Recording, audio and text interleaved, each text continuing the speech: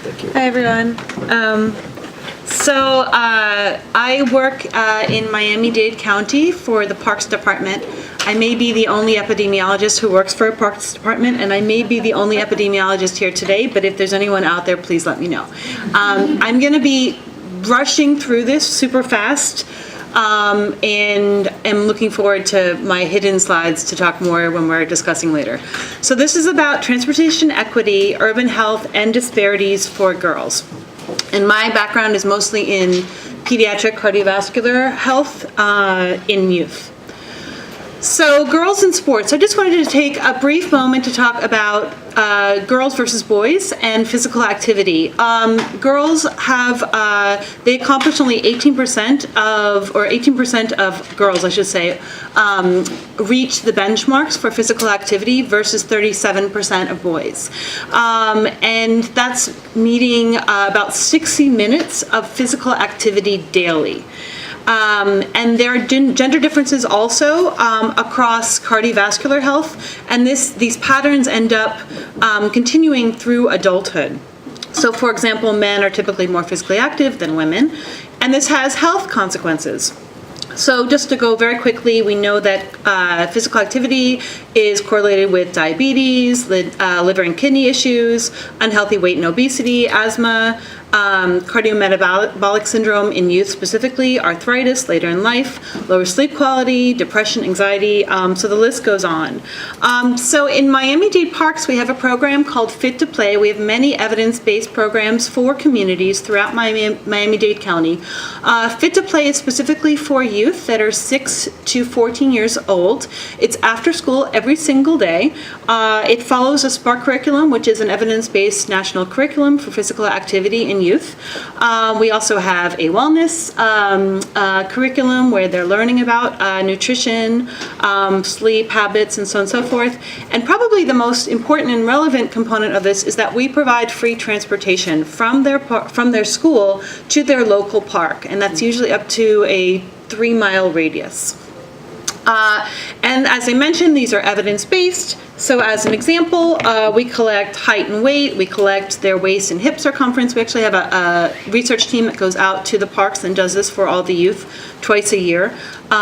We have them do various different presidential fitness tests, so things like the pacer, the push-up, curl-ups. And in the past, we've found that over time, fitness improves for all youth that participate. So in other words, we have individual level measures on the youth, and the longer they participate, the better their cardiovascular health and cardiovascular fitness becomes. And we have found that girls do better than boys. So in the interest of time, I'm just going to show you a nice graph, which shows that yes, boys and girls over time, this was a study we did over 3 years, they're both improving, but the girls are doing better. And this was for their percent improvement in the pacer. So why? Why are girls doing better? That was a question that I was asking. And I'm trained in social determinants of health. I am originally from New York. So I always look at neighborhood. I always look at community factors. And so I was trying to figure out, is it specific to whether our program is better for girls versus boys? Are we doing something that's better for the girls? Or is it something about the resource that we provide? Or is it something about where these youth live and their neighborhood and where the parks are located that could somehow make the girls thrive more in terms of their cardiovascular health versus boys? So just a very quick story, Miami-Dade County, this is the context. We're a very, very large, urban, densely populated county. We're the most southern county on the mainland of the U.S., extremely ethnically diverse with many, many recent immigrants and foreign-born residents. This just shows very quickly where we are located. So again, we're in the southernmost tip of Florida, and if I had a pointer, the central picture shows exactly where we are. And then if this is a blow up where you can see every green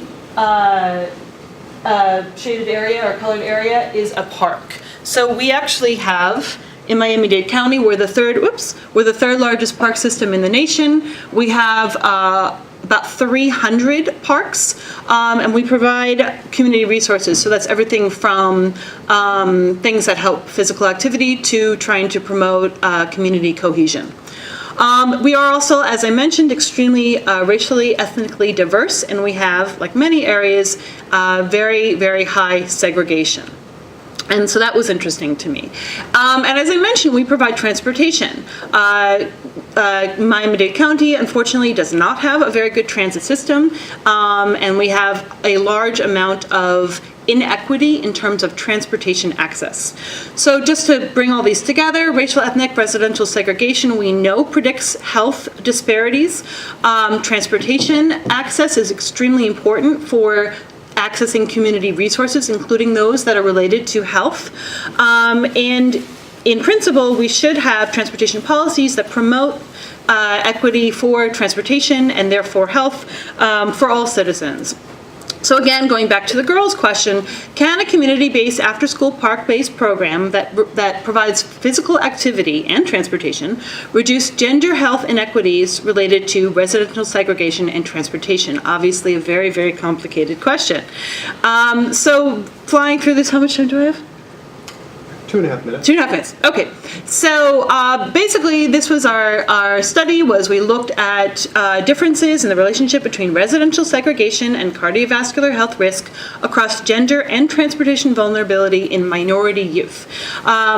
We used longitudinal mixed models, which I can explain in more detail at a later time. We looked at changes in segregation from where the youth lived to where they attended their park. We looked at their transportation vulnerability based on data from the American Community Survey, and we looked at their outcomes with regard to their cardiovascular health, 5 different outcomes.